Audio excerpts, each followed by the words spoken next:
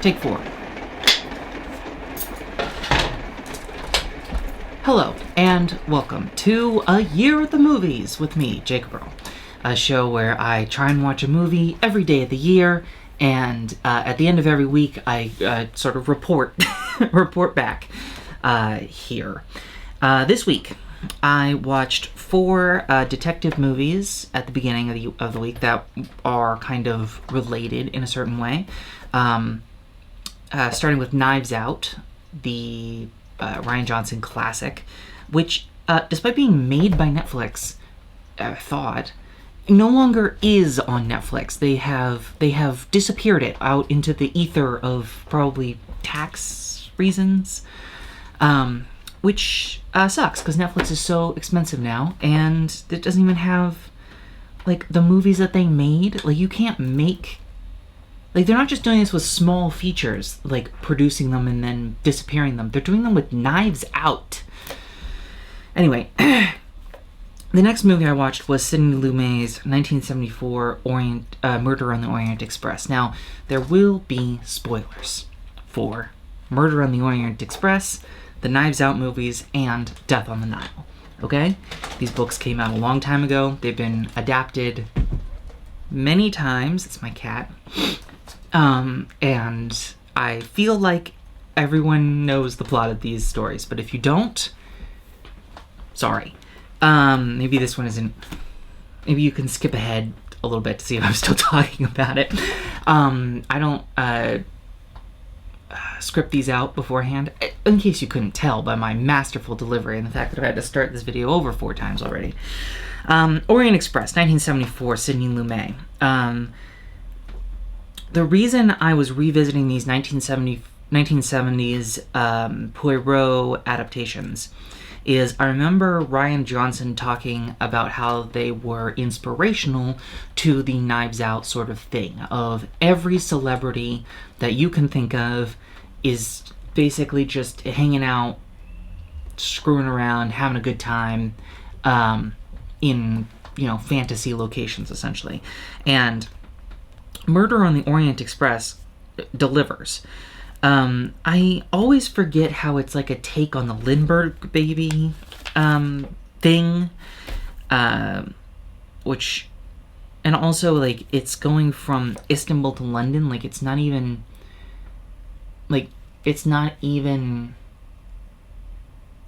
that. It feels like it's not even that far, but it's train travel in the 1930s. So, let's see, what was it? Lauren Bacall's in it, which is crazy. I had something good about, there was a lot of stuff that seems tropey now, like, having a newspaper spin into frame or whatever. And I don't think that you're supposed to think that it is not taking itself too seriously. I think that the reason that we think of these things as, how many more times should I say think? If I was editing this more, I'd put a think counter on the screen. Let's see. Here it is. Impossible to erase the stink of polyester from these costumes. These costumes, I'm not a big costume guy, but even I could see that these things were made out of plastic. Like, these people are wearing, 1970s clothes, which I didn't like. I didn't like really how it looked. I didn't think the acting was super great. I hated how shiny Poirot's hair was. But I did like this Poirot. I mean, both of these Poirots I thought were fun. They weren't Poirot like from the book, but when he's like, there are too many clues in this room, I was like, yeah, man, that's what it is. And also there's all kinds of like transition effects, like of the screen flipping in 1974's Orient Express. I gotta remember to I was rewatching the last one of these, and I was like, Jacob Earl, it drives you nuts when you're listening to a podcast or something, and then someone's like telling you about a book they read or whatever, and then at the end, they're like, oh yeah, it was great, check it out, instead of restating the end of the movie. So I gotta really focus on, as I transition from one movie to another, restating the end of the movie. Restating the name of the movie. Let's see. Ingrid Bergman is a Swedish missionary. Poirot's clearly having a great time. You know, you love to see Poirot having a great time. That man seems very tense. And the idea that all these guys who shovel coal all day couldn't shovel a little bit of snow, I always found that a little strange.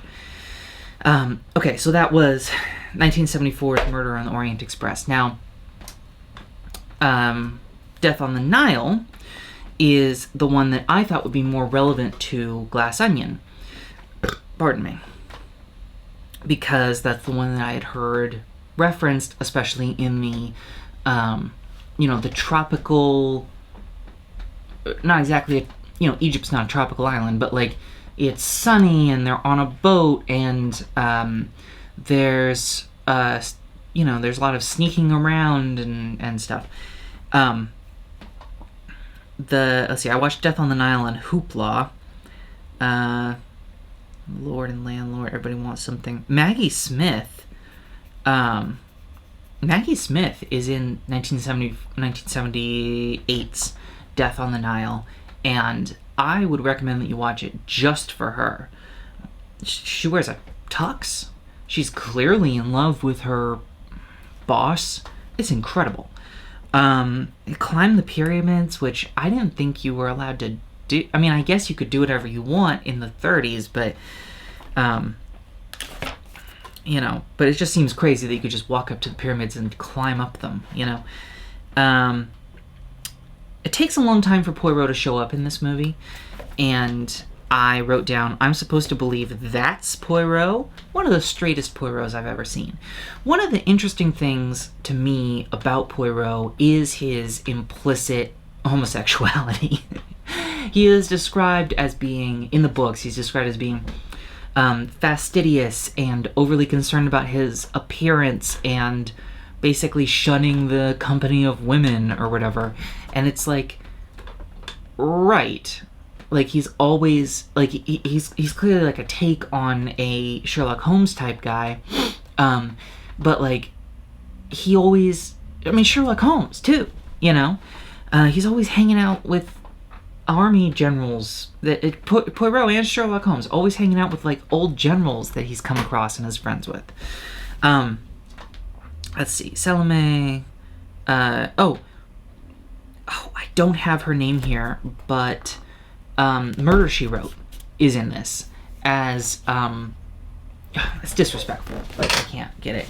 The woman who was in Murder, She Wrote, and Bedknobs and Broomsticks, and a bunch of other stuff. But she's in this as a, she is in 1978's Death on the Nile as a sort of parody of mystery writers. This really kind of mean-spirited parody of romance novelists, basically like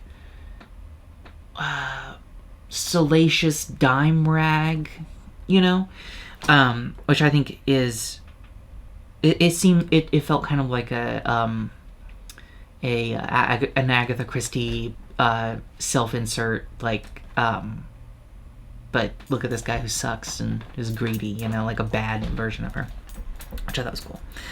Did they really go to Egypt? I think they did, actually. Long moments of quiet. There were a lot of quiet moments. This Death on the Nile is a movie that you could fall asleep to if you weren't paying attention. Bright, harsh light. Oh, I wanted to talk about where the light comes from in a couple of scenes. There are, when they are on the boat, they, it's like a lounge, there's like a bar and everybody's sitting down and talking and whatever. I found myself thinking, where is the light coming from? Because where the light's coming from is clearly a wall. Very much like my studio setup here. Like, nobody questions it if the light's coming from... If you're seeing a wall and the light's coming from in front of you, then probably it's the light's coming from behind the camera, and probably there's a window right there. In this case, to pull back the curtain a little bit, there's just a wall over there, and then I have a big softbox set up. But what I thought was how little anyone cared about where the light was coming from. There were so many moments where it was just like, here, we're going to point the light at the actor. Which, as someone who has in the past agonized about setups and ways to organize things and whatever, and who is trying in this project to sort of let go of some of that that micromanagerial impulse, it was very calming, basically, to be like, stop, shut up, we're just pointing the light at the actor. The actor says their lines, and then we move on. Suppositional flashbacks. They also used an interesting and Fink are gonna kill me. But Death on the Nile, they used flashbacks of like, here's what could have happened, like in the later movie Clue, where they're like, this is what happened, but this is what could have happened, and it was, I think, a way to sort of pad out a very simple story in a interesting visual way, or not simple, but like limited in a certain way, with a bunch of visual stuff. But yeah, Maggie Smith in a Tux. I have that written down like a dozen times here. Poirot actually speaks French. I will say, the Death on the Nile Poirot, he doesn't look like how I imagine Poirot. He doesn't really act like how I imagine Poirot. He doesn't feel faithful to the books. He doesn't feel in line with any subsequent adaptations. I think he did a bad job. But he did say a couple of things that are very, like, quintessentially Poirot. One, he just speaks French to people who speak French, which on the Orient Express, they just didn't do that. Like, he just spoke English all the time. And in Death on the Nile, he makes a point to say that he's Belgian, which I really appreciate. At one point, someone calls him a frog eavesdropper, frog being, of course, derogatory towards the French, and he corrects him, Belgian eavesdropper, please, which I thought was cool. Maggie Smith in a Tux, well worth seeing. A note to all criminals, simply abandon your murder plans if you see Poirot nearby. And also, I believe this movie predates the second Star Wars movie, but it does include a version of I love you and I know when the murderers are being taken away. They're like, I love you, and then the woman says, I know. Which is very interesting. I mean, George Lucas just steals things from everywhere, right? But this is from a movie that came out a couple of years earlier. Okay, that was Death on the Nile, 1978. Now I want to get into Glass Onion 2. This is a rewatch, but I took notes on it. I thought that Death on the Nile would be the more, not prescient, but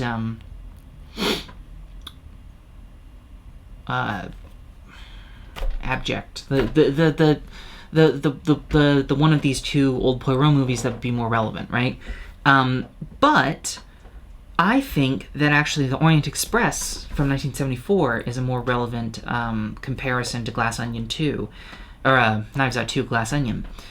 Because in the Orient Express 1974, spoiler alert, they all did it. But a thing that I had forgotten is that Poirot lets them go. Like, he gives them the opportunity. He says, he essentially says, we are in an extrajudicial space, and there's no way that I can prove beyond a shadow of a doubt that any one of you or all of you killed this guy. Here's what I think happened, and it's clearly exactly what happened. But it's also possible, due to how much this guy sucked, that maybe a random psycho came in and wasted him. And in Glass Onion, spoilers for Glass Onion, a very similar thing happens. The guy who's clearly Elon Musk, he screws everybody over. They all have a reason for killing him, but there is no way that Benoit Blanc can prove the central actual crime, which happened before the movie even started. There aren't any witnesses, there isn't any material evidence. He would need a confession. So there's no way he can really prosecute Elon Musk for the crime, right? So what he does is he says, I've brought it to a point, and then I'm going to turn my back and let martial justice, here in the form of Janelle Monáe, take its toll, I suppose. Which, I don't know. I don't know what the conclusion in that is, but I like that there was that connection to it. Both Knives Out and Glass Onion are so beautiful, and they hold up to rewatches so well, even when you know the crime. And every single frame and lighting decision is both like subtle but like motivated, and there are callbacks to things you saw earlier without having to show you the same footage again. It's beautiful. It's just really well done. Even the like goofy split screen what was her name? She went to Italy.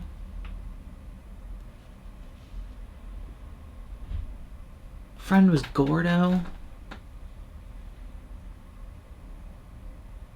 I'm sure you're all yelling it out at home. Lizzie McGuire. Even the Lizzie McGuire split screen stuff at the beginning of Glass Onion was really well done, and the puzzle was really cool, and all of the twists and whatever. Like, I'm diminishing it by calling it really cool, that's just the way I talk, but it was really cool. And also, every single thing that Benoit Blanc wore, I was like, damn, get me a swim. Like, I love that swimsuit. It's been years, and sometimes I still think about that blue striped swimsuit. It looks so good. Benoit has a pen light. I've recently joined the ranks of pen light people due to my wonderful friend Sasha, who got me that for Christmas.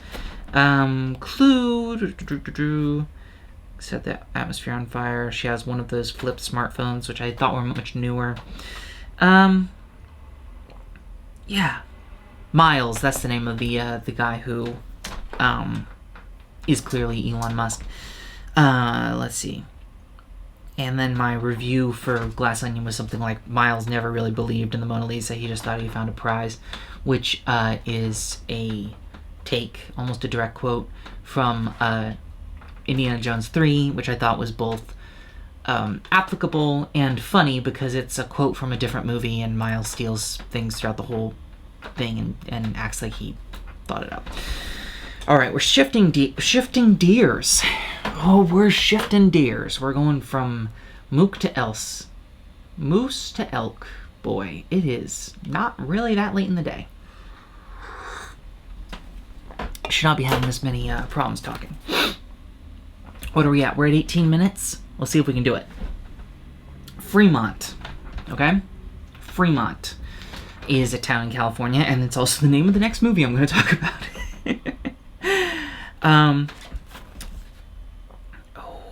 I wish I'd written down her name. Let's see. What is her name? To Joanne's house. Joanne's her friend. Let's see. Maybe it's lower than you think. Yeah. Okay.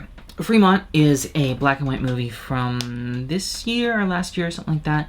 About an Afghani woman who comes and lives in Fremont, California, near San Francisco. She works in a Chinese fortune cookie factory in Chinatown. Describing fortune cookies as Chinese is kind of silly, because they're not. I think they're from San Francisco. She works in a fortune cookie factory in Chinatown in San Francisco. She seems to like it. There was a lot of long, nice process shots, clearly shot on photographic lenses. with a very vintage, sort of a vintage feeling that reminded me of Kaurismäki's The Matchstick Girl.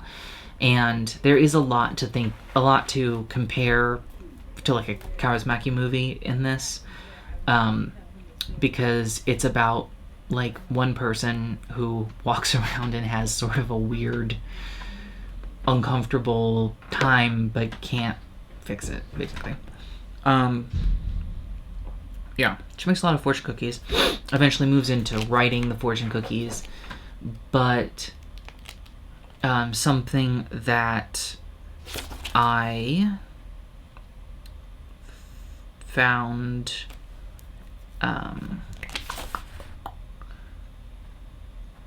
really relevant. I'll try and find it as I talk and then bring it back up.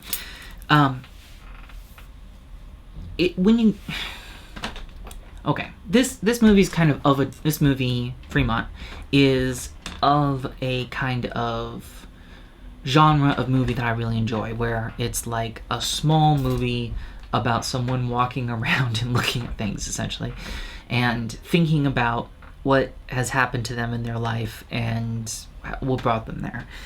In Fremont, the girl who it's about, the woman, I suppose, whose name I just did not write down, lives in an apartment block of other Afghan people, which I thought was very strange, but apparently Fremont's got a huge Afghan population. It's stylized, it has a lot of head-on shots, it's black and white, it's like 4:3. Everyone kind of talks without contractions, like an ESL tape, which gives it this kind of stilted foreign quality, which is good. She's very blank. She's very blank. How do I describe that? She was a translator. This is just in the description, but I mean, I suppose it's a spoiler. But she was a translator for the American Army, and that's why she's here. And so she doesn't belong anywhere. She doesn't really fit in anywhere. And she's just kind of riding the waves of staying alive in a way that is not really working out for her. She tries to go on a date and it doesn't really work, and then she meets the guy from The Bear. He's in the poster for this, but he's only in like 5 minutes of the movie because there's not really that many people in it. Like, she walks around and she drives places and she takes the train. Another train movie. But yeah, it's just a really nice meditation on how hard it is to open your heart. Like, it's about a bunch of people who are having a hard time feeling their feelings. She goes to therapy and the therapist starts reading her White Fang until they both cry. Like,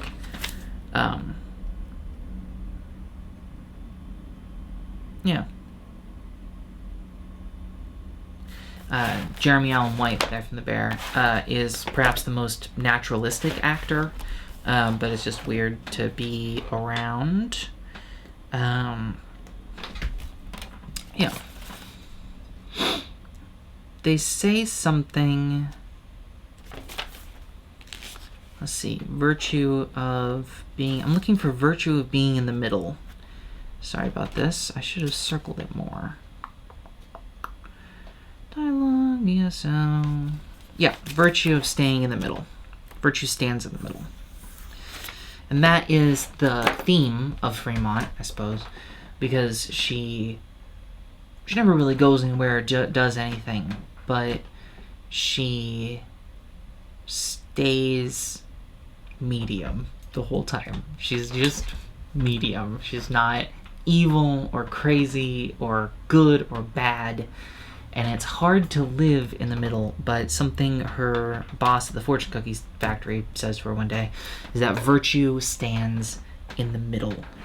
And that is what made me watch my next movie of this week, which is Patterson by that guy with the crazy hair. It's a friend of Jim Jarmusch, a friend of Aki Kaurismäki's. Patterson has what's his name from Star Wars? He's a big, tall guy, former Marine, Adam Driver. It starts with them in bed with his wife, like a student film, like from the top, looking at them, and then they wake up, and it's a theme of the movie, like it's about a week in their life, and it just sort of follows them as they do stuff. And Patterson is both the name of the town that Adam Driver lives in and the name of Adam Driver's character. It was so healing. Like, it was so healing to watch in this way that I don't usually feel about movies. Because Adam Driver just spends his time being a good citizen, He writes his little poems, he helps his wife out with her projects and supports her or whatever. I saw some reviews on Letterboxd being like they sacrificed his wife's character for him, but it's from his perspective, and he doesn't engage that deeply with anything. He's in a world of his own mind. Like, his wife says, he doesn't think, is this good or bad? His wife says, I'm gonna start a baking business, and he says, okay, how can I help? Ton of twins. They're in New Jersey. He's incredibly supportive. Let's see. Has sort of an antagonistic relationship with his dog, which doesn't make any sense to me. But Patterson, so damn kind. Twins. Yeah, he's basically fighting his dog the whole time. I mean, not fighting him, but her, maybe. But they have different opinions, and the dog is sort of antagonistic and jealous of the attention that he gives his wife. Oh my god, I still have 3 movies left of the thing. Okay. Okay. Patterson. Fremont, pretty good. See it if you want. Patterson, very good. Definitely go see it. The next one is Old Joy by... I really should write down... we're learning stuff. I'll have the people's names written down here. Kelly Reichardt. Old Joy by Kelly Reichardt. It's about some friends in the Pacific Northwest. Because I was on this real kick of quiet, meditative movies that are celebratory of life, basically. And Old Joy is sort of like that, but it is mostly celebratory of how cool the Pacific Northwest is. And the kind of guy who shows up out of the blue with a wreckin' and then takes you on a crazy road trip that you don't have the time or the money or the energy to go on, which was an experience I had many times in college of just like, you're just at somebody's house now, and then you're like, okay, now I'd like to go home, and it's like, I don't even know where I am, and so I need to leave, and it's like, how am I gonna leave? I'm gonna, I guess, walk home, or walk 3 miles to a bus stop or something. But yeah, this guy, his friend Kurt, just never... It seems like he never grew up. The main fellow is starting a family, and his friend from college just calls him out of the blue. And this is Old Joy, Kelly Reichardt. He starts. He just calls him out. His friend just calls him out of the blue and whisks him out on this like stupid road trip where they drive around in circles, and he just lets his friend lead him around because he hasn't seen him in a long time, and I'm not sure exactly why, but he did not... His friend from college just has not grown up. Yeah, when you're guided by a stoner, you make lots of U-turns. It's like 2006 or something. Stuck Out guy with a guy stuck out nowhere with a guy you sort of know who is laying on you his reckons. Yes. Old Joy. I know I said that last week that I would stop the tape when the tape ran out. I would just go until I ran out of tape and then the movie would be over. But I'm so close to the end. I only have a couple of things left here. I watched a lot of movies this week. Like I said, I'm trying to keep up. The next movie I watched, the one I just finished talking about, was Old Joy, Kelly Reichardt. This next one is Hidalgo. I don't know who it's by. It's got Viggo Mortensen as a half Native American fellow, and you don't have to go see it. It's bad. It's pretty bad. It's basically like Wild West Green Book. He goes to the Middle East to win a big race to save the horses of the plains, and in the Middle East he competes in what I've written down here as a Bedouin Bunta Eve. Just really, I mean, there's good horse stuff in it. If you can watch a movie just for the horse stuff, then that's worth seeing. And then the last thing I saw this week was all 3 Lord of the Rings movies. The extended editions. I have seen these before. Probably everyone's seen them, but I always forget about how good they are. I watched these Lord of the Rings because Hidalgo got Viggo Mortensen riding a horse, and I was like, where else is he riding a horse? He is riding a horse in Lord of the Rings. They are well worth watching, obviously. They're classics. What did I take away from them? It is so obvious how much, like, World War I stuff is all through these. I cannot believe that that's just not taken as read. The amount of, like, every time I watch these, I'm like, yeah, it's about 2 friends who get separated from their regiment and then walk across a dangerous landscape, you know, to deliver a message or destroy a enemy weapon or whatever. Oh, shoot, I didn't think about that. Sorry, housekeeping that I forgot to do. Let's see. Lord of the Rings, it's good. The first one is basically like defeating the power of fascism with having a beer with your boys, which I think is really cool. The second one, a lot more Lord of the Rings stuff happens. I always get confused between the horse people and the people in the White City, because they're like both races of men. I was watching them with my friend Sasha, who'd only ever seen them once when they were a little kid, and I got to be the one. I felt so big, you know. It was quite a high. I got to be the one to tell everyone that he broke his foot kicking that helmet, which is just, you never get that opportunity, you know, because it takes so long to get there, but also I thought everybody knew that. Anyway, but I felt really special. And then, yeah, at the end of them, it's just like there's all kinds of, you know, metaphorical things to think about, like how Gollum's greed is what ultimately destroys the ring. Like, you can take the ring to Mordor, but you can't throw it in. Nobody can throw it in, seems like. But then Gollum's the one who, like, grabs it and falls to his death accidentally, you know, and through not looking at it straight on and not thinking about it too hard and going on instinct, I suppose, he ends up committing one of the greatest, you know, acts of bravery in the whole franchise, just by being such a loser.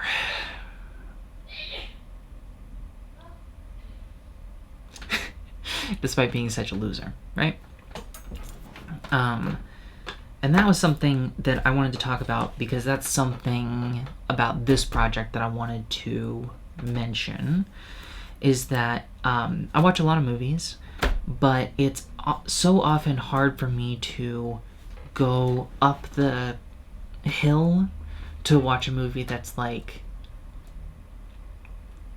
good is maybe the wrong word, but like engaging. You know, if a movie's too engaging or good, I guess, like if it asks too much of you, I find it difficult to get there. You know, it's like going uphill, or inertia is a good metaphor for this. Like it's hard to get started, but it's easy to continue, right? Like if I can manage to start a movie that's 3 hours long, I'll just keep going all through it. But if I have a hard time getting to the point where I'm watching them. Let's see. I wanted to make another segment here where I talked about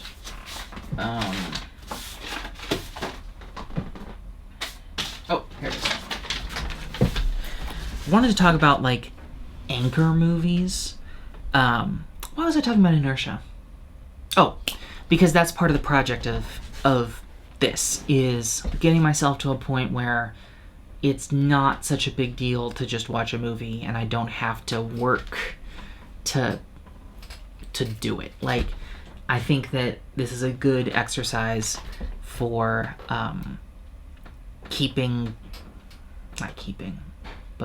evening out the amount of energy that it takes to do anything.